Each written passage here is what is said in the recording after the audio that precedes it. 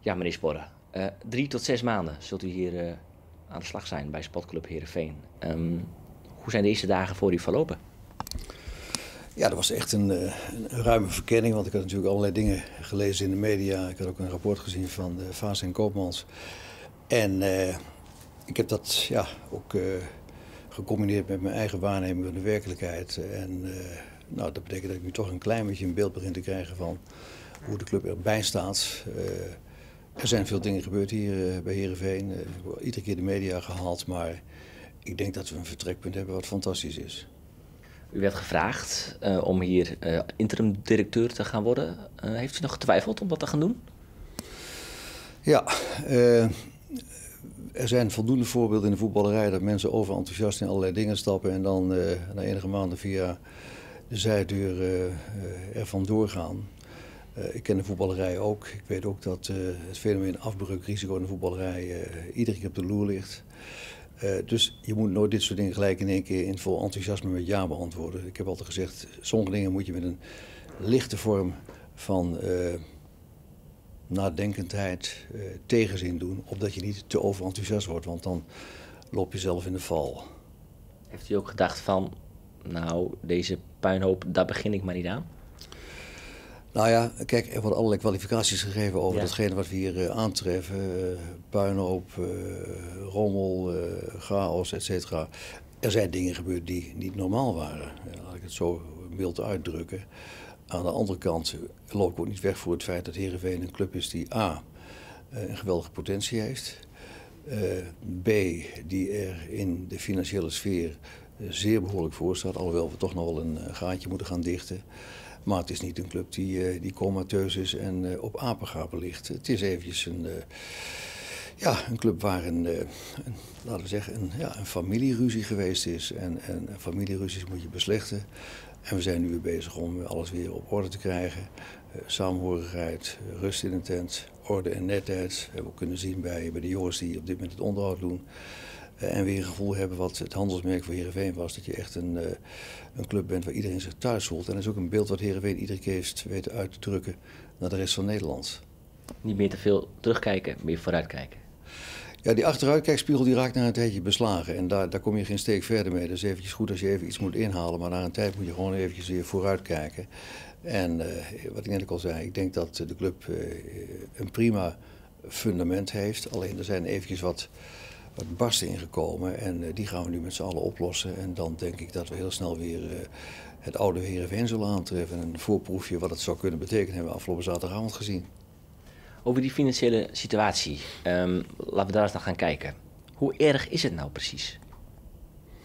Nou ja, goed, een club die in de lopende begroting op maand- of weekbasis een kleine ton tekort komt, daar word je niet vrolijk van. Dat is één.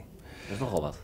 Is wat. Tegelijkertijd is ook de vermogenspositie van Heerenveen is goed. Dus het is niet een dramaverhaal. Men onderscheidt zich nog van tal van andere clubs. Alleen wat mijn ervaring in de voetballerij is, geld wordt snel uitgegeven. En vanaf het moment dat je in je reserves gaat hangen en je eigen vermogens gaat opeten, dan gaat het hard. En dan slaat er toch een beetje opportunisme toe van er moet nog eventjes een rechter spits bij of een centrale verdediger of noem maar op.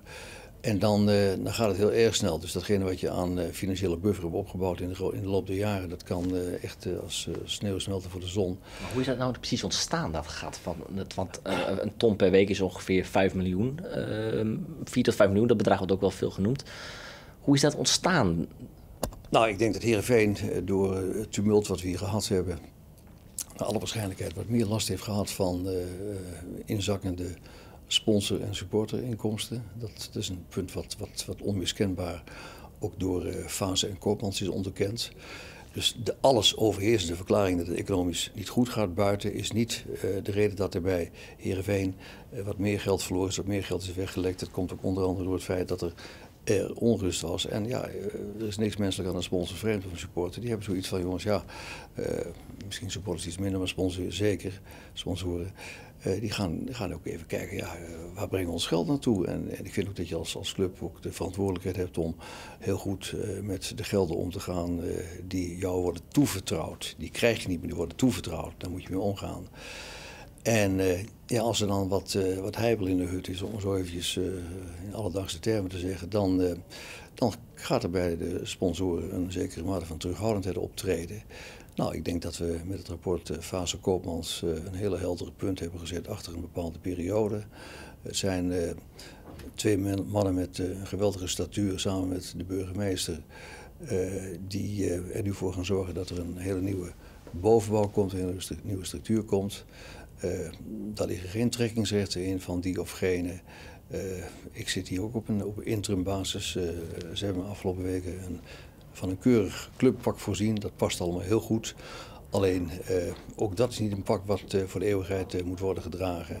Het gaat erom, niks is belangrijker dan de club en dat die exercitie op een redelijk afzienbare termijn wordt voltooid, dat Heerenveen weer een volwaardige organisatie krijgt. Ja, over dat financiële tekort van 4 tot 5 miljoen. Welk deel is daar ongeveer van uit de sponsoring inkomsten?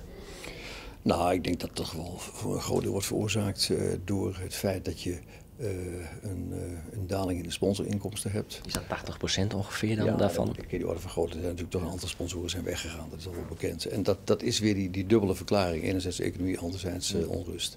Het kan ook zijn dat in de huishouding van Heerenveen er misschien iets te veel vet op de botten zit. Dat is ook een punt wat meespeelt.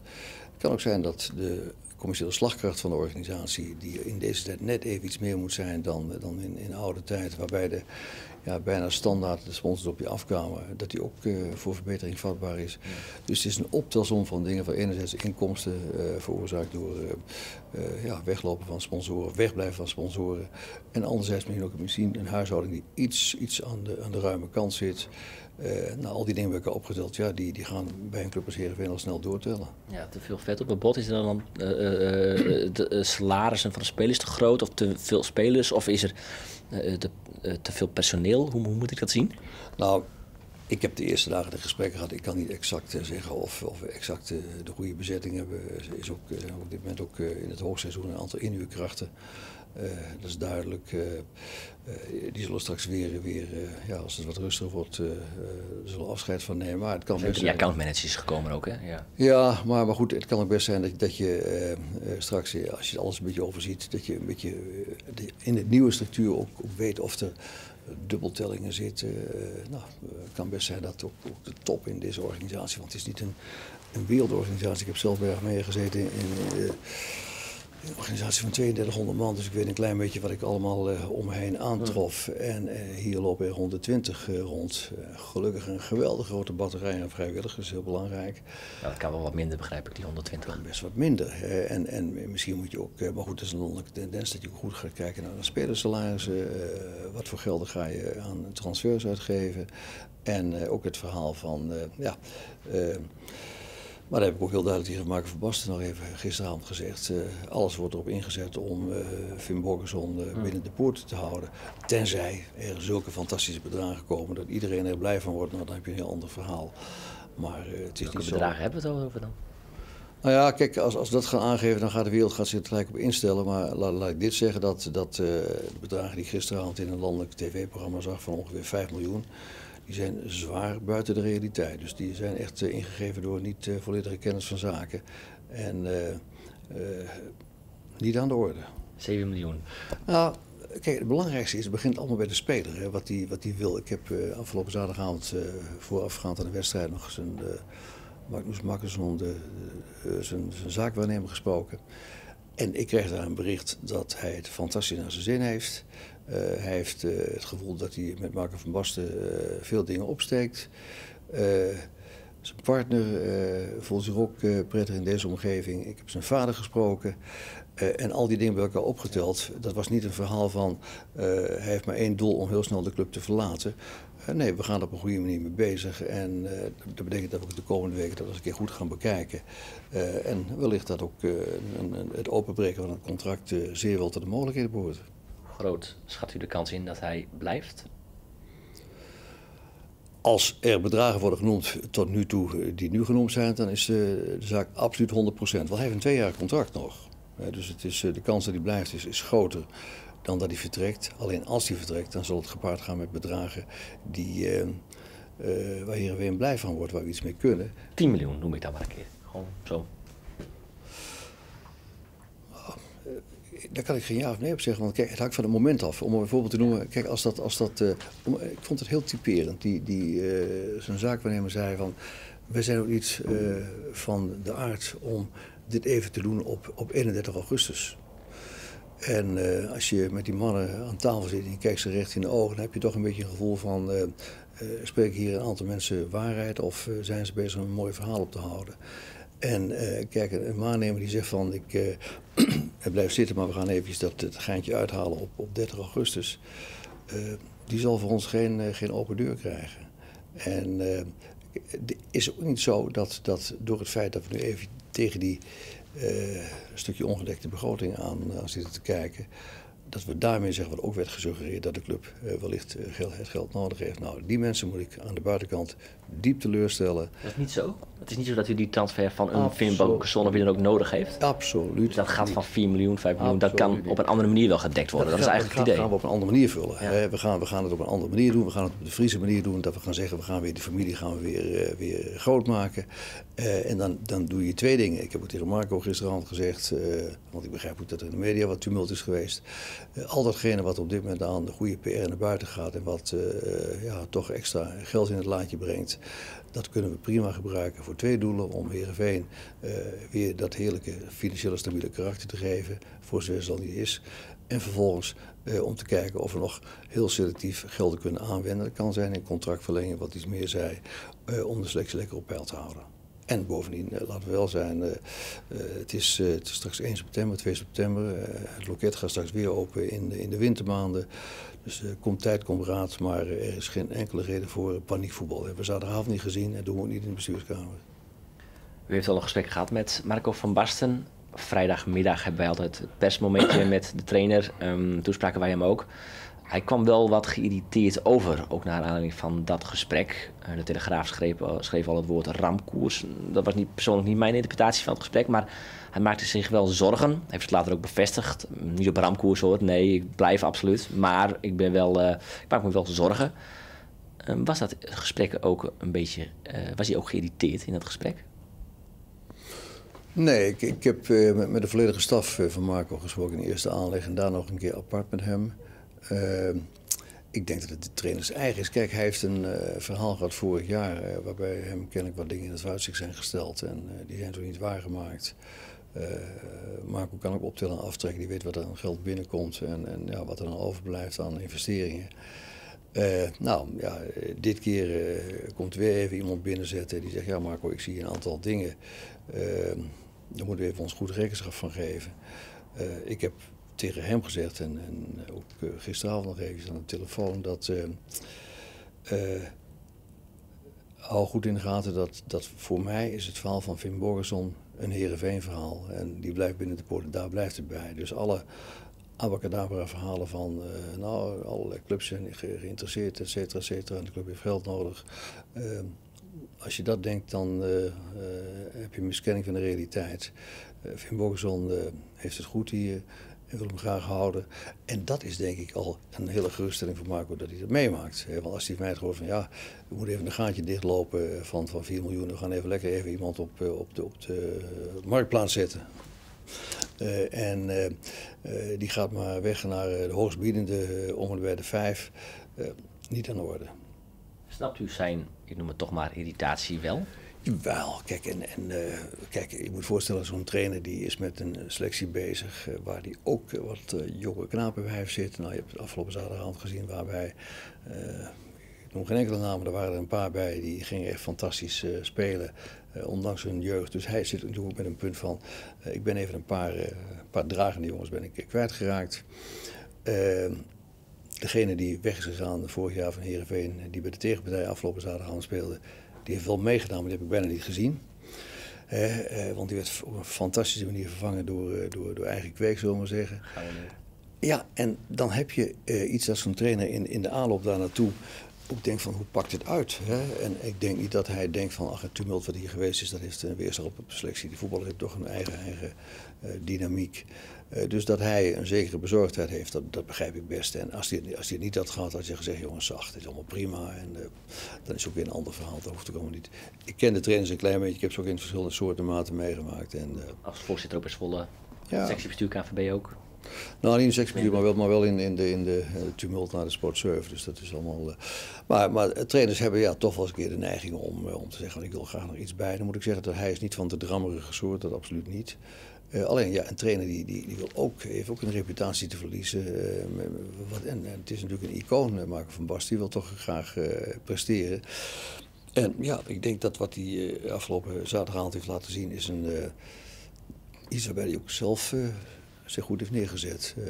Rust, met een mooi elftal. Ik heb ook gezegd, complimenten voor wat er allemaal gebeurd is. En het beste compliment kreeg hij vanaf de tribunes, denk ik. Men kan ook zeggen, trainer Marco van Basten heeft er al 3 spelers bij gekregen. Wildschut, Dijks en Eikrem. Hou op te zeuren, dat is genoeg. Ja, maar goed, er zijn binnenkamers natuurlijk best gesprekken. Er zijn clubs die het minder hebben op dit moment. Als ik zie wat voor acrobatiek clubs op dit moment moeten uithalen om een spelertje binnen te hengelen. Of die nou achter het IJzeren Gordijn vandaan komt, wat voor het IJzeren Gordijn was, uit de zandbakjes wegkomt of uit hele verre landen. We hebben het allemaal hier nog allemaal binnen handbereik. Niemand moet vergeten dat jong Heerenveen fantastisch kampioen is geworden. En niet met 1 punt meer, maar gewoon met grote afstand. En laten we daarna kijken dat je echt hier op een goudader qua talent zit. En dat is ook traditie van jarenlang. Dus, maar bij Heerenveen komt in principe niks meer bij, mits er nog iets weggaat. Of transfervrije spelers of gehuurde spelers. Kijk, we hebben eerst gezegd, we gaan eerst een stop zetten op het hele verhaal op de sprookjesverhalen van Finn Bogason. Klaar. Dus ik zie vanochtend weer allerlei verhalen in de krant staan van optocht van buitenlandse clubs. Laat maar zien en dan geloven. En als ik ze zie, dan moet het vergezeld gaan van bedragen. Nou, voorlopig is de insteek totaal niet aan de orde. Nee. Dus als er niemand komt, dan gaat niet Finn Bogason weg om een gat te dichten. Laat dat heel duidelijk zijn. En dan gaan we even rustig kijken. Dus het kan zijn dat je ofwel op die manier bezig gaat, of misschien eens een keer dat je in de laatste weken nog even iets krijgt wat langskomt. Het blijft de voetbal natuurlijk. Ja, en dan moet je ook heel slim inkopen. Dan moet je echt een aantal stappen zetten die toch even des Heerenveen zijn. Want hier is altijd de lijn geweest, goed vakmanschap en goed koopmanschap. En laten we dat ook nu in deze periode doen. Mochten er nog spelers interesses zijn van jullie kant uit naar andere clubs voor spelers, maar mochten er ook zaakwaarnemers hier komen, voert u dan al die gesprekken? Ik wil het wel een beetje leuk houden in die zin, alles wat binnenkomt, dat wil ik toch wel even weten. En of ik het allemaal zelf ga voeren. We hebben ook een raad van commissarissen, we hebben ook op de achtergrond ook mensen zitten die ook van advies kunnen dienen. Maar het gaat allemaal via de voordeur en er wordt niet ergens op 3 deuren verder een apart gesprek gevoerd waar ik geen weet van heb. Dat niet. Maar net zo dat ik afgelopen zaterdagavond een gesprek ook heb gevoerd met Marcus Makkerson, de commissaris die daar de eerste contacten mee had. Die heeft dat dossier aan mij overgedragen. Want het was al voor mijn tijd dat die zaak begon. En, de zaakwaarnemer van Finn Bogason, voor de duidelijkheid. Ja. En dat was een heel prima gesprek. Heeft dat ook allemaal bericht naar ons toe. Ik was erg content over de situatie, over de openheid. Waar ik met een half uur waren we klaar dat we gaan zeggen, we gaan niet meer over al ingewikkelde financiële constructies praten.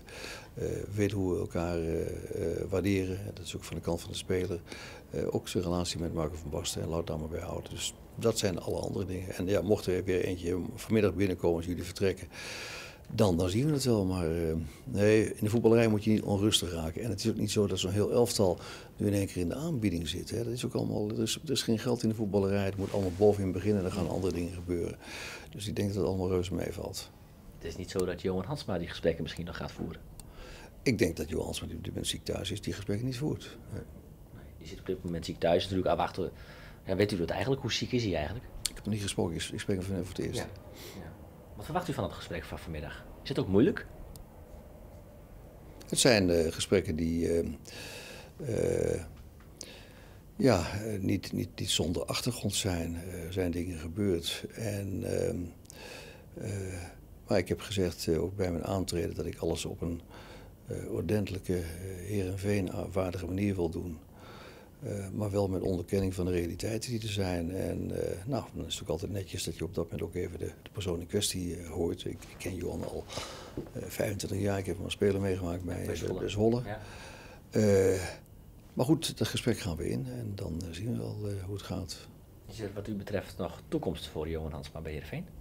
Nee, maar ik heb ook al tegen de collega's gezegd, ja, ik kan over het personeelsbeleid via de media geen mededelingen doen. Er zal verwachtingen scheppen, dus dat doen we gewoon niet. Ik ga het ook met een ander iemand voeren. Met wie? Nou, een van de commissarissen. Ja. Dus het lijkt altijd goed als je dit soort dingen doet. Daar moet je nooit echt een one-man show van maken. Maar als je wel me vraagt van, zit je op dit soort gesprekken te wachten? Natuurlijk niet. Het was beter geweest dat het niet was geweest. Maar soms gebeuren dingen zoals ze gebeuren en dan moet je dan naar handelen. Ja, dat geeft mij een beetje het gevoel dat het waarschijnlijk een afscheidsgesprek zal zijn. Nou, ik ga het gesprek in. Ik wil eerst even hem horen. Dat lijkt me heel goed. En ik ga alles bij elkaar zetten en dan zullen we kijken wat ja, toch de insteek is die we hebben. Want er is een verleden bij de club en daar kan ik ook niet aan voorbij. Nee, u is al aangegeven, u zult deze functie vervullen van 3 tot 6 maanden. Voor zolang nodig is het binnen die periode dan nog ruimte voor Hansma hier? Ik weet niet, dat hangt allemaal van de omstandigheden af. Ik wil er niet op vooruit lopen. Ik weet niet wat voor wending we in de gesprekken krijgen. Dat moet allemaal nog plaatsen. Het kan best zijn dat we ook niet het in één gesprek kunnen klaren. Het is even op zien en komen spelen. Ja. De andere directeur, de commercieel directeur Joost P., die zag ik net nog lopen. Heeft u daar al een gesprek mee gehad? Afgelopen vrijdag. En er is door de commissie Fase Koopmans gevraagd, aan beide directeuren, doe ons een plezier en neem de taken nog waar, zolang er nog niet een definitieve oplossing is. En Joost P., die heb ik afgelopen vrijdag gesproken, was ook afgelopen zaterdag op de wedstrijd. En daar zijn we ook mee in gesprek. Ja. Daar bent u nog mee in gesprek, ja. Dus het is nog niet duidelijk, net als bij Hansma, of hij de komende 3 tot 6 maanden zijn functie nog zal gaan vervullen, al is het als interim of wat dan ook. We zijn in gesprek. Demissionair moet ik eigenlijk zeggen, ja. Oké. Dat is wel moeilijk. Ja, maar goed, dat wist ik toen ik eraan begon. En het is ook niet iets dat je zegt van, ik kom in één keer in een volstrekt nieuwe situatie waarbij je dingen meemaakt die je nooit eerder hebt meegemaakt. Ach, ik heb vaak in het oog van de orkaan gezeten in de voetballerij. En het is altijd belangrijk dat je eventjes kalm blijft en geen gekke dingen doet. Maar ik vind ook dat je op een goede manier met mensen omgaat. En dat gaat voor alle mensen die rondlopen, maar ook voor de mensen die eventjes in de wat moeilijke zone zitten. Er zijn ook mensen, waaronder dan Marco van Basten, die het heel erg opnemen voor Johan Hansma. Begrijpt u dat? Ja. Kijk, die twee hebben een werkrelatie gehad. De mate waarin die werkrelatie zich voltrok, daar kan ik niet helemaal achter kijken. Daar heb ik ook wel wat gesprekken over gehad met Marco, heel kort.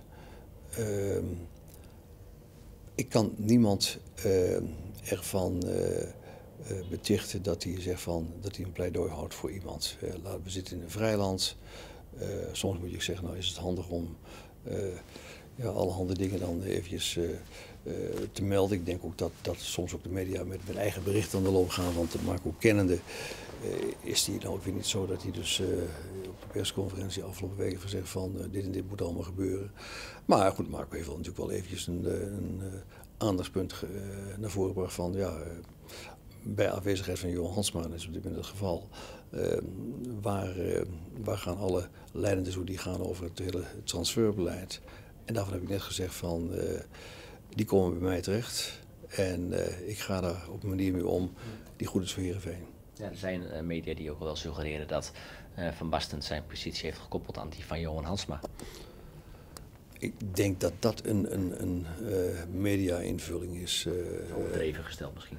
Nou, ik denk, als dat het geval was geweest, dan had Marco dat allicht wel tegen mij verteld. En dat, moet ik zeggen, heb ik in een gesprek wat ik met Johan heb gehad, met Marco, heb ik van hem niet gehoord. Dus dat is iets wat ja, toch een beetje misschien geconstrueerd is in de buitenwereld. Maar voorzien van een hele mooie krantenkop. Maar ik heb dat althans niet beluisterd in het gesprek die ik had.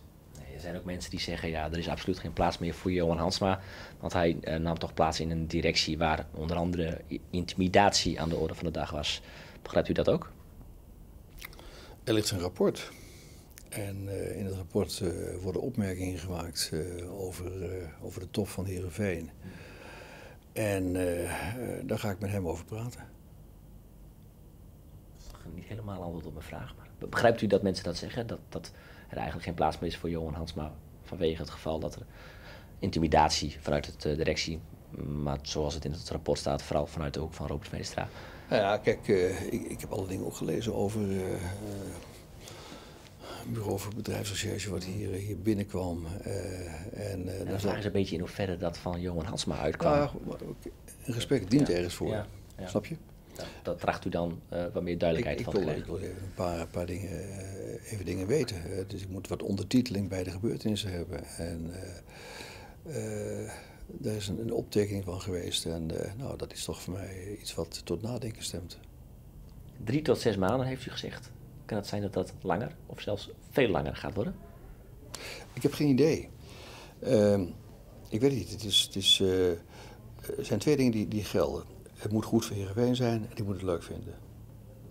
Nou, beide dingen heb ik het indruk dat ik nu met die 3 fantastische dagen dat ik hier bezig ben, op dit moment nog eventjes dat ik het nog leuk vind. Ja. En ik hoop dat het een beetje goed voor Heerenveen is en voor de rest moet ik gewoon op weekbasis bekijken. Kan het nog zijn, want, ik bedoel, heeft u de ambitie misschien om in plaats van interim echt directeur van Heerenveen te worden? Je moet dit soort dingen nooit benutten om te gaan voorsorteren op dingen. We zitten nu op dit moment in een situatie dat ik een paar dagen bezig ben.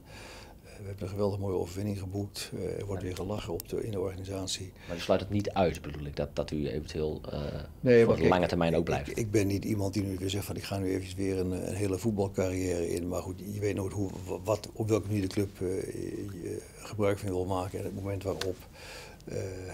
Ik denk dat ik de handen vol heb aan datgene wat ik nu van 3 tot 6 maanden doe. En we gaan iedere keer de balans opmaken hoe de dingen lopen en dan zien we wel weer. Ja, maar hij sluit het niet uit. Nee, kijk, het is niet een kwestie. Nee, als je zegt van wil je een toekomst in als directeur betaald voetbal de komende 5, 6 jaar. Nou, ik denk dat dat niet verstandig is. Hè? Dat moet je toch aan een andere generatie overlaten. Maar laten we eerst even zorgen dat we dit klusje klaren. En dan gaan we eens even de balans opmaken wat goed is voor Heerenveen en wat ik ook leuk vind. Ja. Want het is natuurlijk iets wat je toch aardig door de dag helpt, zullen we maar zeggen, om het netjes uit te drukken. En dat kan ook weer op weekbasis verschillen. Er kunnen allerlei nieuwe dingen gaan ontstaan. Dus voorlopig zeg ik eventjes eerst alle dingen doen die ik moet doen en dan zien we wel. Ja, laat u zich daarin ook adviseren door Riemen van der Velde?